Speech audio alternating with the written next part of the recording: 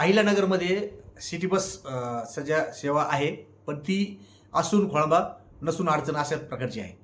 तर त्या संदर्भात आपण बारसकर जे आहेत, संजय बारसकर यांच्याशी आपण चर्चा करत आहोत. तर त्या मला एक सांगा, नगरमध्ये जे नगर शहरामध्ये जी रेल्वे आहे, रेल्वे नाही, याचं सिटी बस आहे. सिटी बसची अवस्था सध्या काय आहे आणि सध्या तुमची अपेक्षा काय, कशा पद्धतीने सिटी बस व्हावी? कारण काही लोकांचं म्हणणं असं की सिटी बस शहरामध्ये बसत नाही, तर त्या त्या अडचणीच्या संदर्भात काय सांगाल तुम्ही? साहेब, अहिल्यानगरमध्ये सर्वात पूर्वी म्हणजे मी 1971ला माझ्या बालपणची गोष्ट सांगतो की 1971ला संपूर्ण शहराच्या अंतर्गत थेट साविडीपर्यंत थेट इकडे DSP ऑफिसच्या पुढे यशवंत कॉलनी होती, तिथे विखे पाटील असायचे. ते यशवंत कॉलनी नावाची बस होती आणि रामचंद्र खुंट मार्गे भिंगारला बस जायची, एवढी अंतर्गत. आणि इकडून सर्जेपूर मार्गे साविडीला सिटी बस जायची. तर मग त्यावेळी सिटी बस व्यवस्थित चालत होती, कुठला व्यत्यय नव्हता. आणि नंतर मध्ये काय लगेच बंद करून टाकली. याचं जरी आज गर्दीचं कारण असेल, टू व्हीलरची संख्या वाढली, सायकलिंगची संख्या कमी झाली, ट्रॅफिक जाम ही समस्या जरी असेल, तर त्यावर एकच पर्याय, कोण कोणत्या पुढाऱ्याचा आहे, कोण किती मोठा आहे, कोण काय, हे काही न धरता सर्वांचं अतिक्रमण अगदी एका दोरीत सरळ कापून टाकायचं. आणि मी सिटी बस चालू केल्या सिटीतून, तर नगरची उद्ध्वस्त होणारी बाजारपेठ नक्की वाचणार आहे. ही काळ्या दगडावरची रेग आहे. अहो, नगरची बाजारपेठ उद्ध्वस्त होऊन बाहेर चालले, बाहेर गिराईक नाही. कारण बाहेरचे समजा गुलमर्ग रोड, पाईपलाईन रोड, विविध कॉलन्या, साविडी, तुमचं झोपडी कॅन्टीन, या मागच्या कॉलन्यांमधून, बोलेगावमधून लोक कामानिमित्त एक तर MIDCला जातात किंवा MIDCतून शहरात येतात. की जसं कलेक्टर ऑफिसला येतं, कोणी जिल्हा परिषदला येतं, कोणी DSP ऑफिसला येतं. मग ती दुकानाने गिराईक नसतं पर्यायाने, मग दुकानदारांना माशा मारत बसावं लागतं. जरी दुकानं पॉश, तर खरी बाजारपेठ ही अहिल्यानगरची शहरातली बाजारपेठ आहे. याच्यासाठी सर्वात महत्त्वाचं कारण म्हणजे अतिक्रमण तातडीने हटवा आणि मिनी सिटी बस चालू करा. जसं की आता सरकारी कार्यालय कोणत्या रोडला आणि सिटी बस सध्या आता कुठून चालते, तर सिटी बस ही अशी चालली पाहिजे, ST स्टँडहून मार्केट यार्डला यावी, मार्केट यार्डवरून बंगाल चौकीवरून रामचंद्र खुंटाहून कोठला स्टँड मार्गे थेट सिंडीपर्यंत सिटी बस चालावी. ज्याच्यामध्ये सगळे सरकारी कार्यालय आणि मुख्य म्हणजे DSP office, court, Tarakpur stand मार्गे देखील ती यावी. कारण तारकपूरला सोडले की वळसा मारून ती शिंडी मार्गे मार्गस्थ होईल. त्यामुळे सर्व नागरिकांची सरकारी कार्यालयातली कामं तातडीने होतील. आज जिल्हाधिकारी कार्यालय होऊन इतके दिवस झाले, कोणत्याही राजकीय पुढाऱ्याला असं वाटत नाही की या रोडला सिटी बस व्हावी. कारण राजकीय पुढाऱ्यांचा अभ्यासच नाही, असं माझा दावा आहे. आज माझं वय 66 आहे साहेब. या माझ्याकडे नगरचा विकास कसा करायचा आम्ही सांगू. फक्त रोड बांधले काहीतरी, पावसात वाहून गेले, काय उपयोग आहे त्याचा? व्हायचं तेच होतंय. आणि दोन कॉलन्यांमधून जे 2 रोड आले, त्याच्यामध्ये कमीत कमी 3-3 फुटाचा चढ उताराचा गॅप आहे, ज्यामुळे ऍक्सिडेंट होतात. आणि नवीन कलेक्टर ऑफिस झालं, तर नवीन कलेक्टर ऑफिसची इमारतीला जवळजवळ 50 कोटीपेक्षा जास्त, 50 कोटीपर्यंत खर्च आला. तर विषय असा आहे की सध्या नगर जो नवीन कलेक्टर ऑफिस, त्या नवीन कलेक्टर ऑफिसकडे जाणारा जो रस्ता आहे, त्या रस्त्याची तुम्ही जर अवस्था बघितली, तर त्या रस्त्याच्या एकदम अक्षरशः तो खड्डे, डांबर उडून गेलेलं, खडी वर आलेली खड्डे. कलेक्टर ऑफिसकडे जाणं सुद्धा रस्ता व्यवस्थित नाही. म्हणजे असे रस्ते.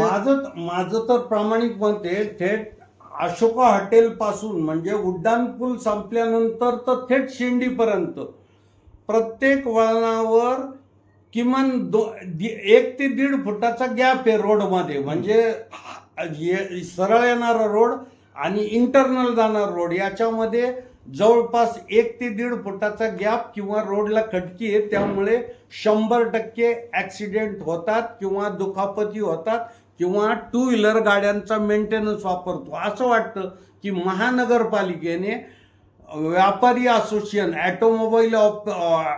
ॲटोमोबाईल असोसिएशन व हे टू व्हीलरचे मेकॅनिक यांच्याशी टायअप केला की काय, अशी शंका येते. हा बोल. आता ते रस्त्याच्या संदर्भात काय तू जे म्हणले हा. टाईप महापालिकेने टाईप केले का असेल रिक्षा म्हणजे हा. जे मेकॅनिकल वगैरे त्या हा. संदर्भात, तर ते काय अजून त्यावेळेस काय त्यानंतर हा, त्यावेळेस आपली एसटी स्टँड टू शेंडी जी शेअर रिक्षा चालते साहेब, त्याचं भाडं शेंडीवरून थेट 3 नंबर स्टँडपर्यंत फक्त 30 रुपये भाडं असावं शेअर रिक्षा म्हणून. आणि शेंडीमधून समजा ती आली थेट महाराजा हॉटेलपर्यंत, तर मधला कुठलाही बस स्टॉप असेल तर त्याचं फक्त 10 रुपये तिकीट पाहिजे. तर हे आडमुठे रिक्षावाले 20 ते 30 रुपये अडवून पैसे घेतात. म्हणजे शेंडी ते 3 नंबर स्टँड 30 रुपये म्हणायला शेअर रिक्षा. आणि काय चाललंय या अहिल्यानगरमध्ये, न RTO, पोलीस प्रशासन आणि नावाला शेअर रिक्षा. तर प्रत्येक स्टॉपला असा बोर्ड लावा की इथून एसटी स्टँडला जायला किती रुपये, आणि एसटी स्टँडहून प्रत्येक स्टॉप अंतर्गत तुम्ही जसं 3 नंबर स्टँडवरून निघाले तर थेट कोटला स्टँडपर्यंत किती रुपये घेतले पाहिजे असं रिक्षात दरपत्रक लावलं पाहिजे. कोटला स्टँडवरून बसलेला माणूस थेट सिटी लॉनपर्यंत गेला तरी 10 रुपये तिकीट पाहिजे. कोटला स्टँडवरून तो माणूस तारकपूर स्टँडला गेला तरी 10 रुपये तिकीट पाहिजे. आत्ता शेअर रिक्षा व सिटी बस यांच्यात कॉम्पिटिशन निर्माण होईल ही अशी माझी खात्री. शेअर रिक्षा म्हणजे अक्षरशः प्रवाशांच्या डोळ्यात धूळफेक करून खिसा खाली करणे, यात कोणत्याही पुढाऱ्याला काही घेणं नाही. बहुतेक हे पुढाऱ्यांचे फ्लेक्स लावतात जाहिरातीचे, मग त्यांना वाटतं हा पुढारी आम्हाला बॅकिंग देणार, मग प्रवासी काय वाऱ्यावर का. नगरकर हे 1977 पासून जागरूक पुढारी नसल्यामुळे सगळं पोरकं झालं. आणि सर्वात महत्त्वाची बाब, अहिल्यानगरमध्ये छोटी छोटी गावं, छोटे छोटे तालुके जसं की लोणी सर्व दृष्टीने परिपूर्ण झालेले, संगमनेर तालुक्याचं ठिकाण असून सर्व दृष्टीने परिपूर्ण, कोपरगाव शैक्षणिक दृष्ट्या व इतर आर्थिक दृष्ट्या सगळ्या दृष्टीने परिपूर्ण झालं, श्रामपूर परिपूर्ण, साधं वांबोरीसारखं गाव देखील अगदी रोड वेड टकाटक. आणि आपला अहिल्यानगरने काय पाप केलं, जिल्हा मुख्यालय, तरीही कुठल्या पुढाऱ्याला, आमदाराला, खासदाराला गावच पोटेना. न कुठली सुविधा, न रेल्वेची सुविधा, न लोकल सुविधा.